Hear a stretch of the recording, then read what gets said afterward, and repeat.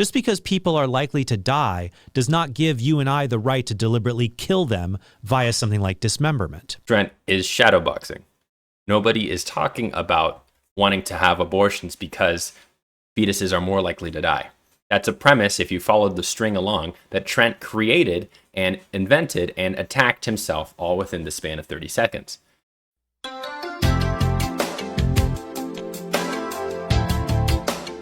Be responding to Trent Horn's video on specifically defending Christianity from comedians.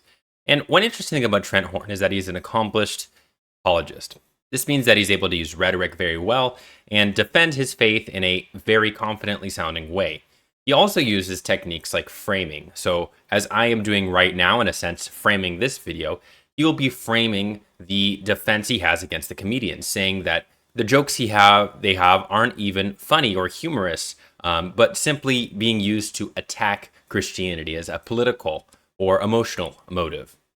Comedy is pretty subjective, but in today's episode, we're going to refute the objective nonsense peddled by comedians who just want to ridicule or try to refute the faith. There it is. It's nothing about an interest of actually wanting to hear a joke or some sort of deeper philosophical take. Rather, these comedians simply have a vested interest to attack Christianity, and that's the whole purpose of this video by Trent.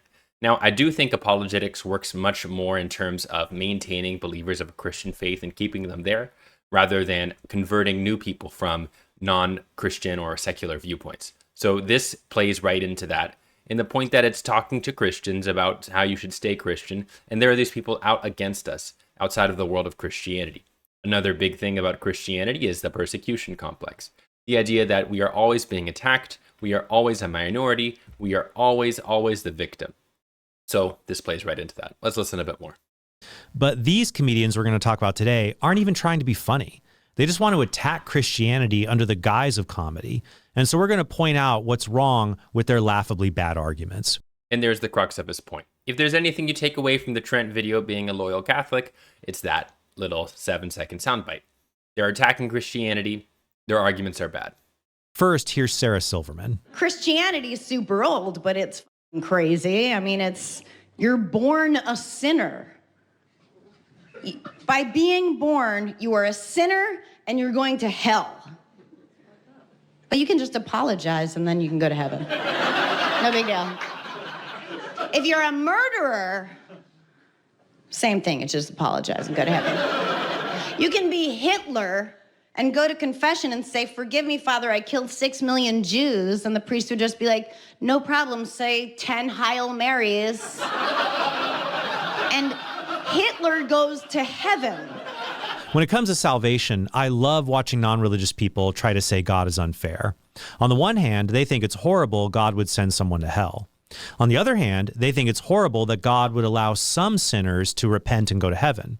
But this leads to the question, which sins should God forgive and which should he not forgive? The challenge with this part is the whole premise is absurd.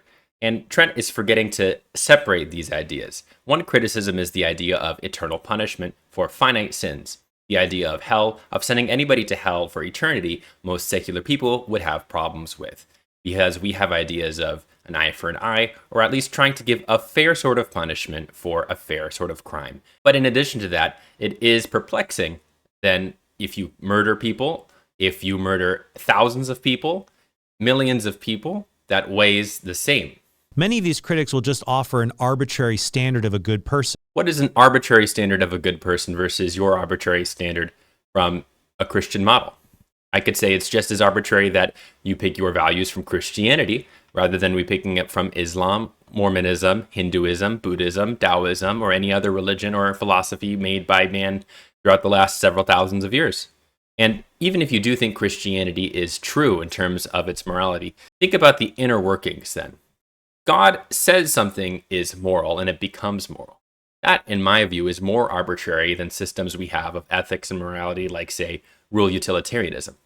I have an idea where I think murder is essentially always wrong. The only times I think it might be justified to kill somebody is if someone is trying to kill you and you're defending yourself. That is essentially my rule there. I can also say I think it's never okay to rape. I cannot conceive of a single circumstance where I would ever say that's okay. Whereas in the Bible, there are many times where God, despite giving a one absolute divine commandment to not kill, to not rape, gives lines to genocide, lines to take and pillage, lines to kill and sacrifice one's own son. So it doesn't really stand who is so absolute here. Saying that you can only have morality, but this comedian skeptic cannot have an idea of absolute morality without God is hypocritical. It's special pleading.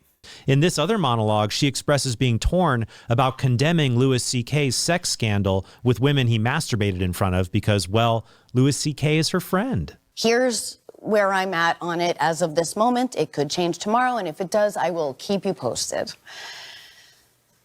One of my best friends of over 25 years, Louis C.K., masturbated in front of women. He wielded his power with women in fucked up ways, sometimes to the point where they left comedy entirely. I love Louis, but Louis did these things. If this were somebody else, Silverman would have zero empathy for him. But that's what makes God so good. He doesn't only love his friends.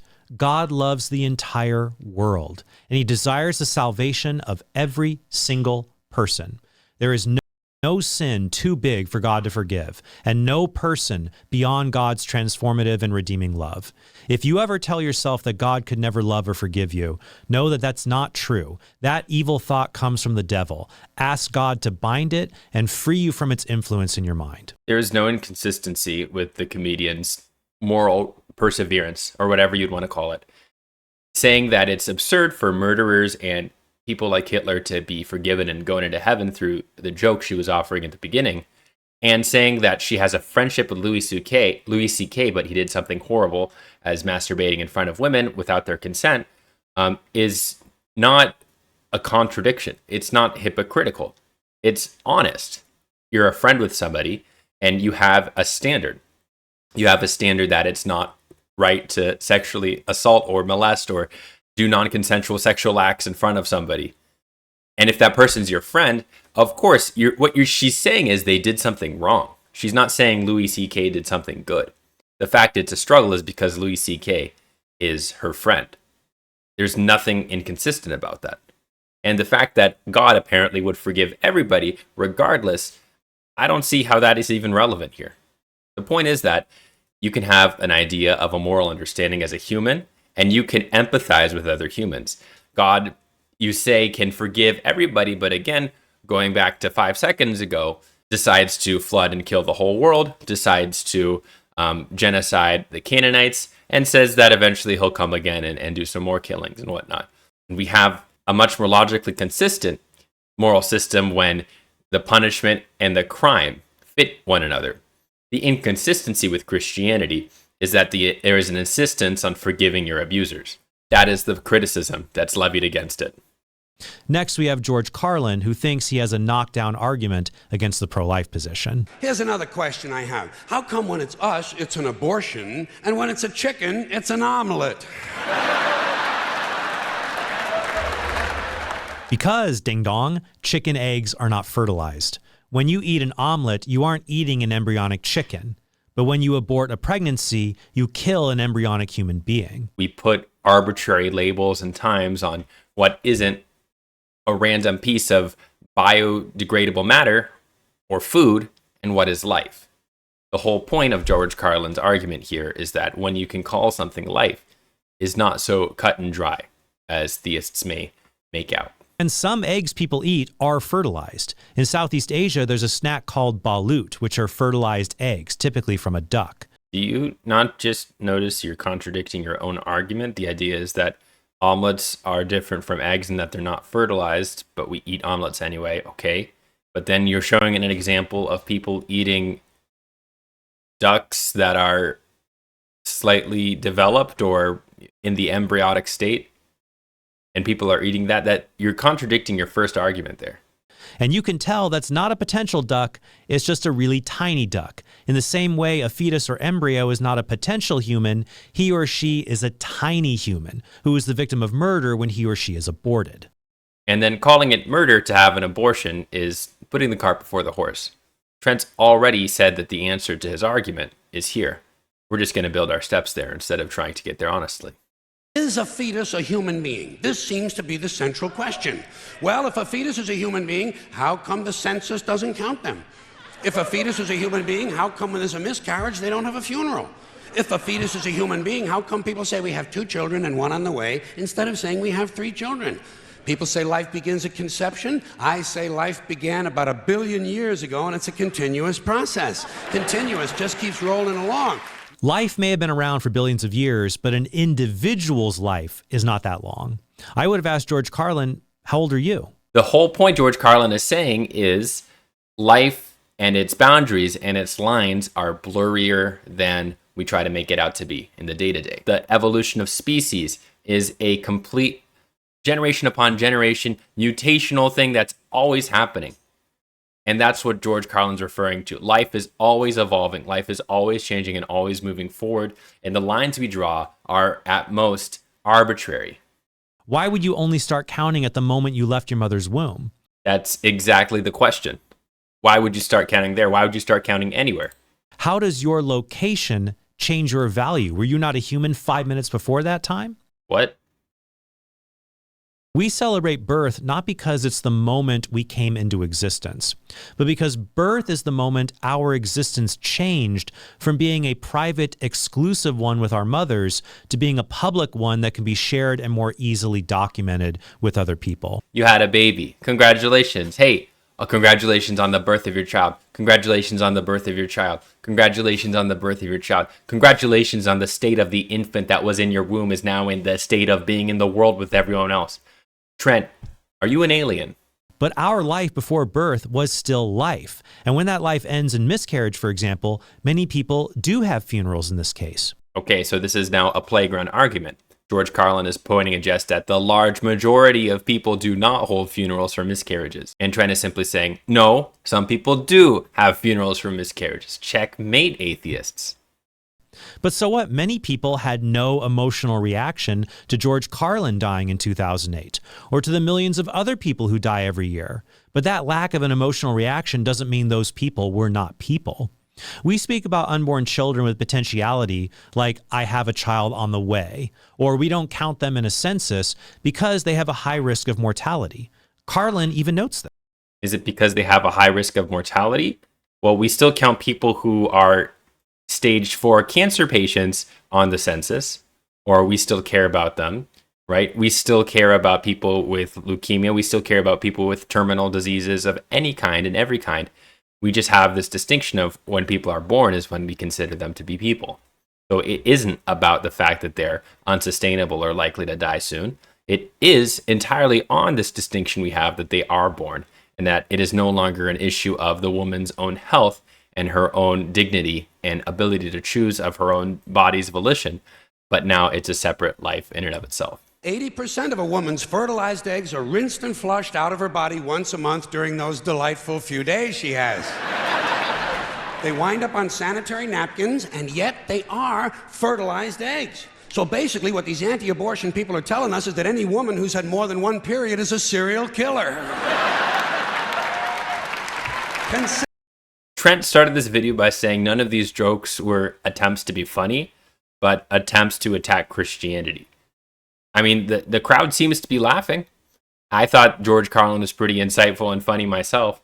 I don't think he's attacking Christianity for the sake of wanting to simply attack Christianity for a cheap grab or punch or something like that. I think George Carlin is just trying to speak to truth.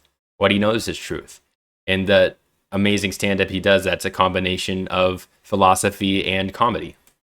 Throughout most of human history, half of all children did not make it past the age of 5. But that didn't mean they weren't human beings. People over the age of 100 have very high mortality rates, but that doesn't mean it should be legal to kill people over the age of 100 for any reason. Just because people are likely to die does not give you and I the right to deliberately kill them via something like dismemberment. Trent is shadowboxing. Nobody is talking about wanting to have abortions because fetuses are more likely to die. That's a premise, if you followed the string along, that Trent created and invented and attacked himself all within the span of 30 seconds. We have a line at birth because, and Trent conveniently never mentioned this once, up until then, it is entirely a parasitic relation to the woman who is having that pregnancy, right? And you can look up as many examples of human rights. You can look up the example of the violinist. You should read as much about this as you want until you're satisfied. But the issue is of human rights, of the rights of women and their own bodily autonomy. If you take away the right of abortion, you are going to kill women needlessly. You are going to essentially damage so many people needlessly. Nobody who is pro-abortion because the fetuses will die anyway. Nobody who is pro-abortion because of women's rights want to do eugenics, want to murder centennials. This is a straw man. But the issue with Trent's straw man is that he has good lighting, he has a nice studio, he has rapport within the Catholic community, he speaks well, he is very articulate, he sounds confident. And so this sounds like a slam dunk against atheists when it's a straw man. Now, I haven't done a long form video like this before where I go full and attack and discuss and dissect the usage of apologetics by people like Trent Horn. And I think I would like to do more like these, but if it's not something that you are interested, I'll stop here. So there'll be a part 2 to this video, but in between, please let me know your thoughts if you wanted me to continue to look after these arguments used to try and prop up Christianity and take down secular thought and reasoning. I hope you noticed all of the hidden shifts and tricks Trent did here, and let me know if there was any pointers you have or things I missed. Thank you, and please subscribe.